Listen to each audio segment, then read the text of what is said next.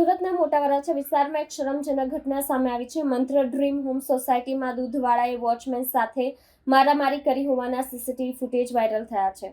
Bike બહાર મૂકવાની વાત પર ઊભો થયેલો વિવાદ એટલો ઉગ્ર બની ગયો કે દૂધવાળાએ સિક્યુરિટી ગાર્ડ પર હિંસક હુમલો કર્યો। આ ઘટનાને લઈને સોસાયટીના લોકો ઉત્તરાણ પોલીસ સ્ટેશને દોડી ગયા અને લેખિત અરજી કરી છે। આ મુદ્દે હવે પોલીસ શું પગલાં લે છે તે જોવું રહેશે। સુરતના મોટા વરાછા વિસ્તારમાં સ્થિત મંત્ર ડ્રીમ હોમ સોસાયટીમાં અશાંતિનો માહોલ જોવા મળ્યો।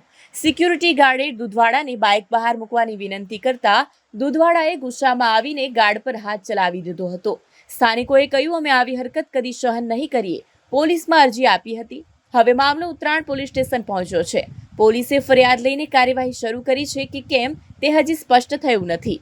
આવો કોઈ પણ વિવાદ હિંસક ન બને તે મહત્વનું છે। હવે પોલીસ તપાસમાં શું ખુલશે તે જોવું રહેશે। કેમેરામેન હકીમ શેખ સાથે વસીમ હાસમીનો રિપોર્ટ, આઝાદ ન્યૂઝ, સુરત।